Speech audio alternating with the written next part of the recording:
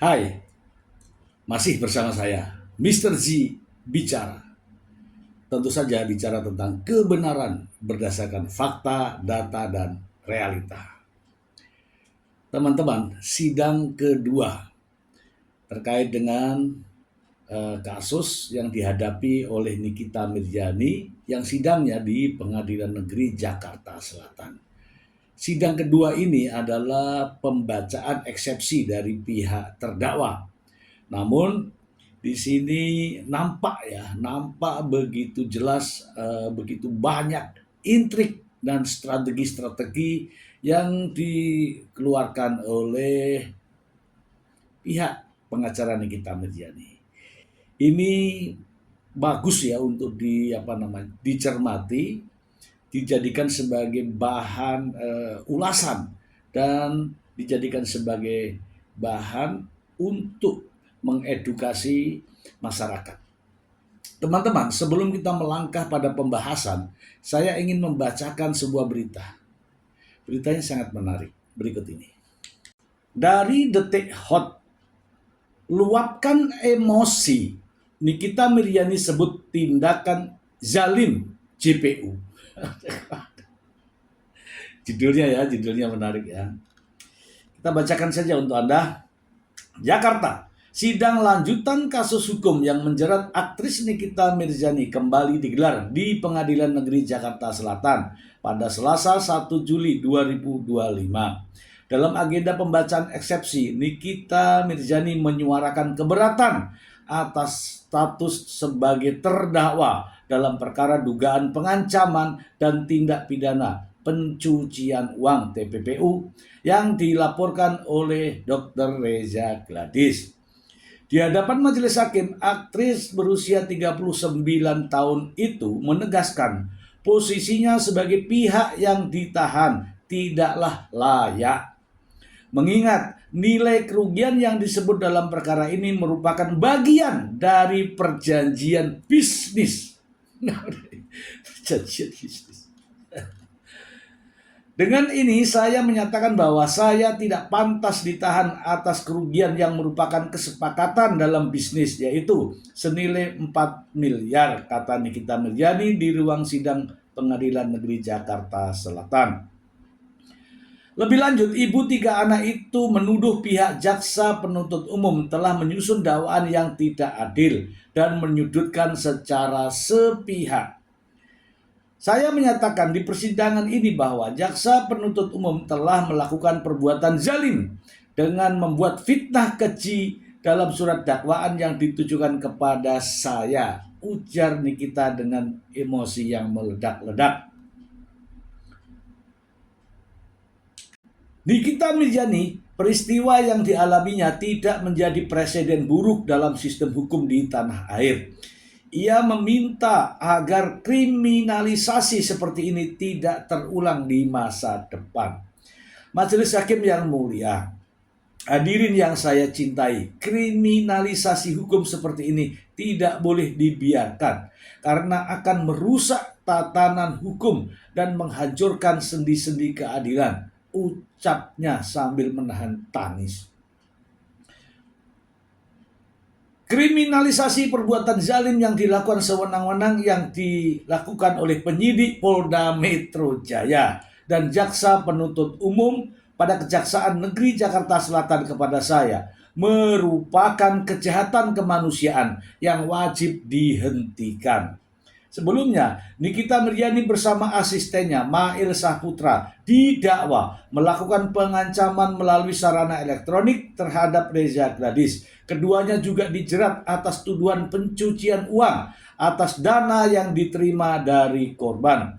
Jaksa penuntut umum mendakwa Nikita Mirzani dan Mail Saputra dengan pasal 45 ayat 10 huruf A dan pasal 27B ayat 2 dari Undang-Undang ITE sebagaimana diubah Undang-Undang Nomor 1 Tahun 2024 serta pasal 3 Undang-Undang Nomor 8 Tahun 2010 tentang pencucian uang yang dikaitkan dengan pasal 55 ayat 1 ke 1 KUHP.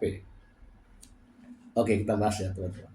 Teman-teman, jadi apa yang saya sudah bacakan ini adalah situasi di mana ketika Nikita Mirzani membacakan eksepsinya saat di sidang Pengadilan Negeri Jakarta Selatan. Eksepsi ini, keberatan ini ditujukan pada dakwaan jaksa yang mendakwa Nikita Mirzani telah melakukan pemerasan dan TPPU. Oke teman-teman, kalau saya membaca pasal ini menurut pendapat saya adalah pasal dakwaannya kumulatif, ya, kumulatif. Artinya dia melakukan pemerasan dengan cara menggunakan ITE dan juga melakukan tindak pidana pencucian uang. Artinya saya menilai bukan alternatif. Artinya semua perbuatan itu dilakukan. Oke. Kemudian kalau alternatif itu kalau tidak kena ini ya kena ini, itu namanya alternatif.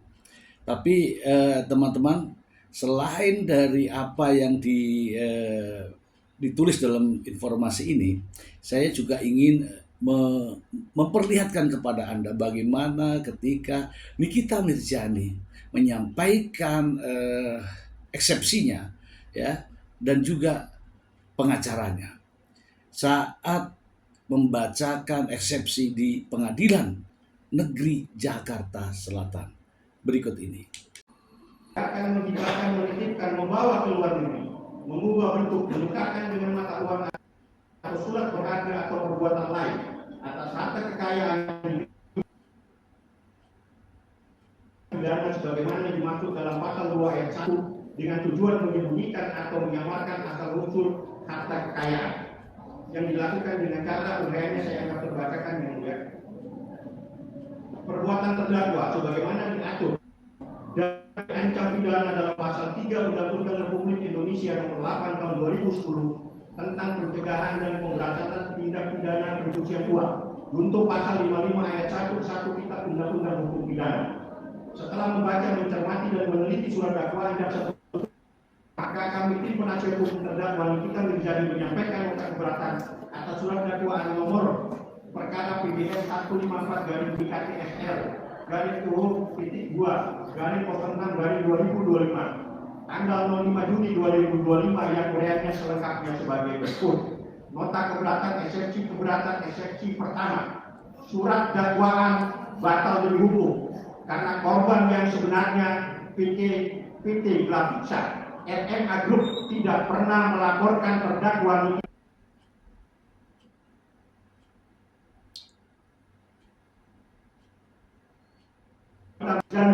tahun 2008 tentang informasi dan transaksi elektronik sebagaimana yang telah diubah akhir dengan Undang-Undang Republik Indonesia nomor 1 tahun 2024 tentang perubahan kedua atas Undang-Undang Republik Indonesia nomor 11 tahun 2008 tentang informasi dan transaksi elektronik untuk pasal 55 ayat 1 Undang-Undang Hukum Pidana, pasal 369 KUH Pidana ayat 1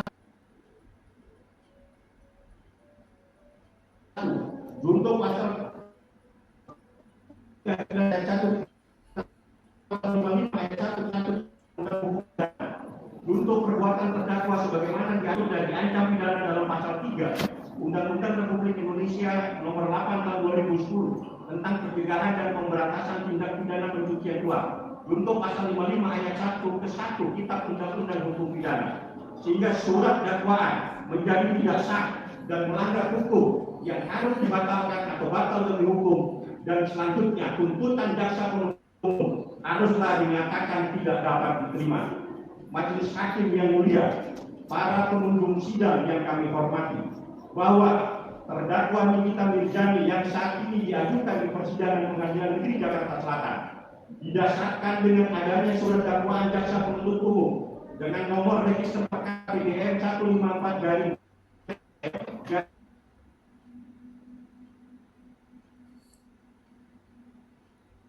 itu dari tim ya, dari tim pengacara yang dibacakan oleh Fahmi Bahmid ya. Masih ada beberapa, kita simak lagi dari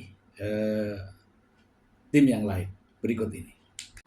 Yang disampaikan jaksa penuntut umum dalam surat dakwaan yang sama sekali tidak termuat di dalam ketentuan pasal 2 ayat 1 Undang-Undang Tindak Pidana Pencucian Uang, bahwa berdasarkan uraian tersebut di atas, oleh karena jaksa penuntut umum dalam surat dakwaan yang telah terbukti tidak menguraikan jenis tindak pidana asal atau predikat krim apa yang dilakukan terdakwa Nikita Mirzani, maka dengan demikian menurut hukum surat dakwaan jaksa penuntut umum merupakan surat dakwaan yang tidak cermat, tidak lengkap, dan tidak jelas. Oleh karenanya cukup beralasan hukum agar majelis hakim yang memeriksa dan mengadili perkara ini menyatakan surat dakwaan jaksa penuntut umum nomor register perkara PDM 154-JKTSL garing EOH titik 2 garing 06 garing 2025 tanggal 5 Juni 2025 batal demi hukum atau setidak-tidaknya menyatakan surat dakwaan jaksa penuntut umum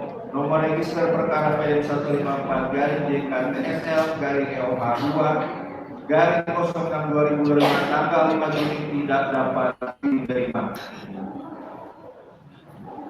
Terima kasih Majelis Hakim. Saya lanjutkan. Eksepsi ke-11. Surat dakwaan harus ditolak atau dinyatakan tidak dapat diterima. Teman-teman, saya melihat bahwa tim pengacara ya memahami semua pasal-pasal ini. Namun demikian juga menyoroti terkait dengan apa yang menjadi dakwaan di sini. Saya yakin sang pengacara dan timnya paham betul apa yang terjadi pada Nikita Mirzani.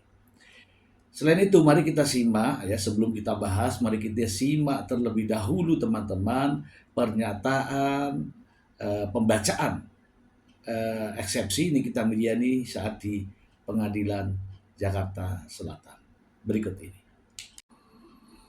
Majelis Hakim yang mulia, berikut ini saya sampaikan keberatan saya yang merupakan bagian yang tak terpisahkan dan merupakan satu kesatuan dengan nota keberatan yang dibuat dan dibacakan oleh penasehat hukum saya untuk membuktikan bahwa saya tidak melakukan tindak pidana pencemaran sebagaimana dakwaan zalim yang dilakukan oleh jaksa penuntut umum kepada saya sebagai berikut. Dakwaan pertama. Kesatu, terdakwa Nikita Mirzani didakwa melakukan tindak pidana mereka yang melakukan, yang menyuruh melakukan, dan yang turut serta melakukan perbuatan dengan sengaja dan tanpa hak mendistribusikan dan atau mentransmisikan informasi elektronik dan atau dokumen elektronik dengan maksud untuk menguntungkan diri sendiri dan atau orang lain secara melawan hukum dengan ancaman akan membuka rahasia, memaksa orang supaya memberikan suatu barang yang sebagaimana atau seluruhnya milik orang tersebut atau milik orang lain. Perbuatan terdakwa sebagaimana diatur dan diancam pidana dalam pasal 45 dalam kurung 10 huruf A junto pasal 27 ayat 2 Undang-Undang Republik Indonesia nomor 11 tahun 2008 tentang informasi dan transaksi elektronik sebagaimana yang telah diubah terakhir dengan Undang-Undang Republik Indonesia nomor 1 tahun 2024 tentang perubahan kedua atas Undang-Undang Republik Indonesia nomor 11 tahun 2008 tentang informasi dan transaksi elektronik junto pasal 55 1 ke 1 Kitab Undang-Undang Hukum Pidana. Atau kedua, mereka yang melakukan, yang menyuruh melakukan, dan yang turut serta melakukan perbuatan dengan maksud untuk menguntungkan diri sendiri atau orang lain secara melawan hukum dengan ancaman pencemaran nama baik dengan lisan maupun tulisan atau dengan ancaman akan membuka rahasia, memaksa seseorang supaya memberikan sesuatu yang seluruhnya atau sebagian kepunyaan orang itu atau orang lain. Teman-teman, kita mulai mengulas ya dari pernyataan Nikita Mirzani. Dari pernyataan Nikita Mirzani nampak jelas ya, tidak ada yang benar semua. Ya, selain ada tausiah kepada hakim tentang keadilan di dunia dengan ayat-ayat Al-Quran, kemudian juga mengatakan bahwa jaksa penuntut umum zalim ya dengan membuat dakwaan itu. Kemudian penyidik Polda Metro Jaya juga sama zalim dan dirinya merasa dikriminalisasi. Itu kata Nikita Mirzani. Kemudian ada juga upaya-upaya untuk permintaan kalau bisa badan-badan pemerintah yang tidak bermanfaat dibubarkan saja. Kemudian yang lebih menarik lagi ada pernyataan yang menyatakan bahwa dalam pembacaan eksepsinya yaitu uang tersebut adalah kesepakatan bisnis. Uang 4 miliar tersebut adalah kesepakatan bisnis. Kita lihat apakah ada kesepakatan bisnis. Itu upaya ya, itu upaya. Selain itu teman-teman, saya melihat nih upaya dari sang pengacara. Sang pengacara menggunakan metode jaring ikan ya. Jaring ikan. Sang pengacara menggunakan metode jaring ikan ya. Ya siapa tahu dapat kan begitu ya. Salah satu contoh ini kalau pasal-pasal kan sudah semua ya, pasal 45 ayat 10 ya kan. Kemudian pasal 27B ya kan ayat 2. Kemudian pasal 369, kemudian pasal 3 Undang-Undang tentang Tindak Pidana Pencucian Uang. Sudah semua paham semua, pengacaranya paham semua.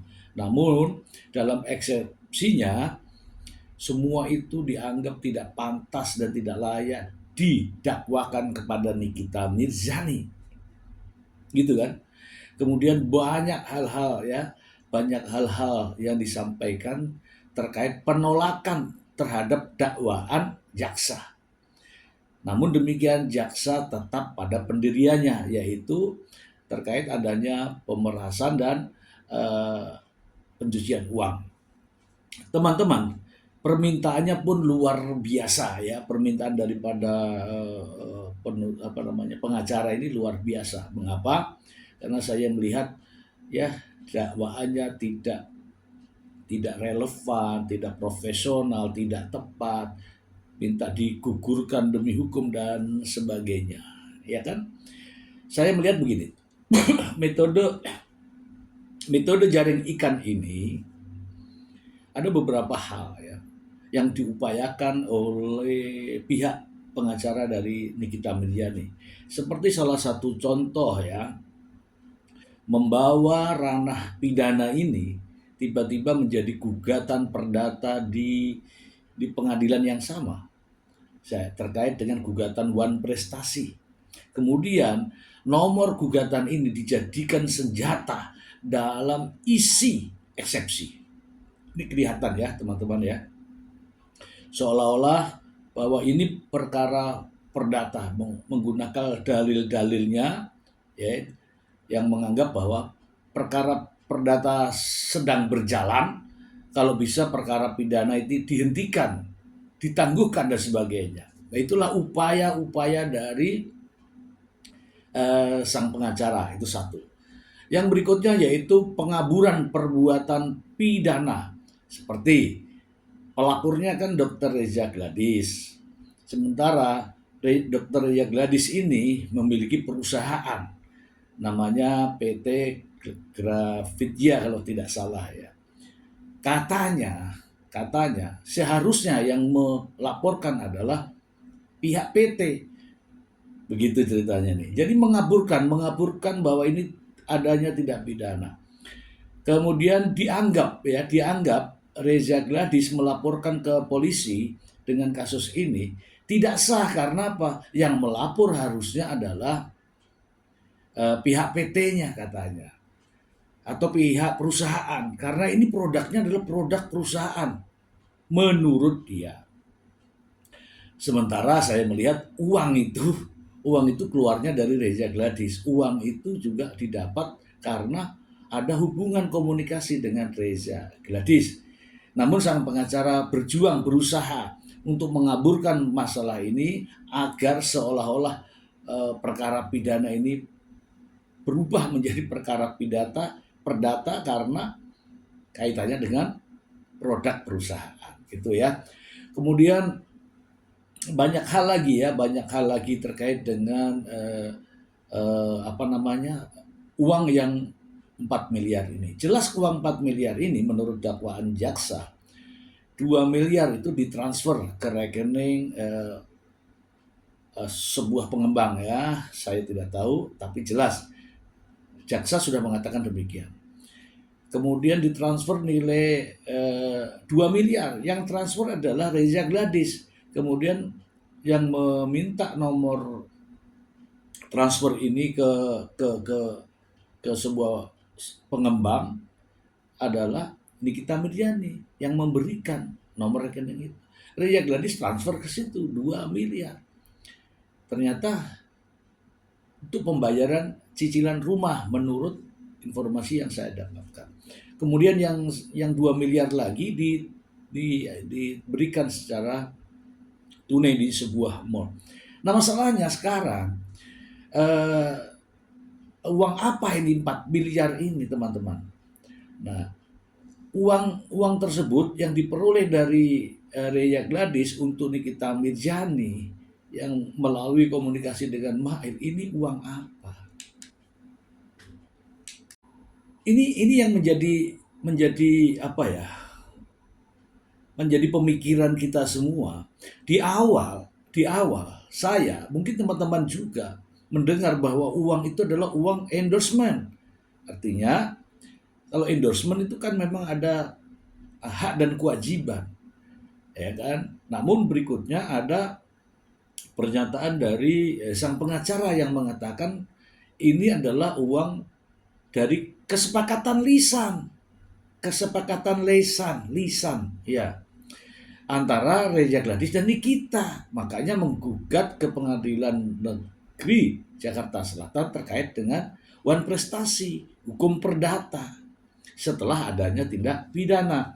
Kemudian ada pernyataan dari Nikita Mirzani sendiri bahwa ini adalah uang cuma-cuma yang diberikan oleh Reza Gladys dan diterima oleh Mail dan juga ditransfer ke nomor rekening yang tadi. Itu uang cuma-cuma, gitu kan? Kemudian dalam pernyataan pada pembacaan eksepsi muncul kalimat baru lagi, yaitu ini perjanjian bisnis dengan pembayaran. Saya tidak tahu ini yang mana, uang yang mana. Tetapi yang jelas itu semua bisa dibuktikan. Adanya informasi bahwa uang 2 miliar itu, uang yang 2 miliar itu ditransfer ke PT Parama Wisesa, yaitu seorang pengembang perumahan. Dan ternyata Nikita Mirzani membayarkan uang tersebut terhadap uang cicilan rumah. Ini yang menjadi tanda tanya besar. Mungkin saja tidak akan terjadi seperti ini kalau tidak ada uang ini. Dan pertanyaannya, mungkin teman-teman juga meributkan masalah mengapa direkam dan Nikita Mirzani merasa dirinya dijebak karena buktinya direkam. Begini teman-teman, ini uang bukan uang 100.000, 200.000, 400.000, bukan. Ini uang miliaran, jumlahnya 4 miliar. Siapapun yang mengeluarkan uang dengan jumlah nominal yang sangat besar, pastilah ingin mendapatkan bukti, gitu ya, bukti pengeluaran, gitu. Nah, karena permintaan juga tidak ada buktinya tertulis, maka ini cerdas ya, menurut saya cerdas. Karena apa? Ada petunjuk yang mengatakan bahwa ini permintaan dari Nikita Mirzani melalui Mail. Teman-teman, jadi jelas ya, dakwaan jaksa mulai dari pasal 45 ayat 10 huruf A, kemudian pasal 27B ayat 2, dan juga pasal 369 KUHP, dan juga pasal 3 Undang-Undang Tindak Pidana Pencucian Uang. menurut saya dakwaan jaksa ini relevan dengan fakta yang ada. Relevan dengan fakta yang ada melalui WA, melalui media sosial. Oke. Ya kan, melalui media sosial. Kemudian mendapatkan uang, bukti uangnya ada, bukti chatnya pun ada. Kemudian uang itu dibayarkan cicilan rumah, TPPU masuknya. Jadi dakwaan jaksa menurut pendapat saya relevan dengan fakta-fakta kejadian yang sebenarnya. Namun apa yang dibacakan eksepsi oleh sang pengacara, mulai dari Fahmi Bahmid yang mengulas dengan pasal dengan berbagai macam terhadap dakwaan jaksa, kemudian ada timnya juga mengatakan terkait dengan TPPU, terkait dengan predikat crime, terkait dengan pidana asal, dan uang sebesar 4 miliar tersebut. Kemudian apa yang disampaikan oleh Nikita Mirzani ketika diberikan kesempatan untuk membacakan eksepsi dan justru malah menyalahkan banyak pihak di situ. Tidak ada kesalahan bagi Nikita Mirzani menurut dirinya sendiri. Maka saya mengatakan bahwa ini adalah metode jaring ikan. Jaring ikan. Ya, mana-mana yang cocok, mana-mana yang bisa jadi perhatian hakim. Jadi menurut saya tidak fokus pada satu yang bisa telak, ya, bisa telak memberikan masukan kepada hakim sehingga mempengaruhi keyakinan hakim. Ini tindak pidana perlu dilanjutkan atau dihentikan. Saya rasa itu adalah upaya-upaya sang pengacara untuk membebaskan Nikita Mirzani dari jerat hukum yang ada.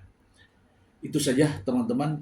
Jadi 2 hal, jaksa menerapkan pasal dakwa aja sesuai dengan fakta, kemudian sang pengacara membuat eksepsi dengan cara jaring ikan. Ya, yang mana-mana yang bisa berhasil. Kita tunggu ulasan berikutnya. Semoga bermanfaat. Terima kasih. Bye.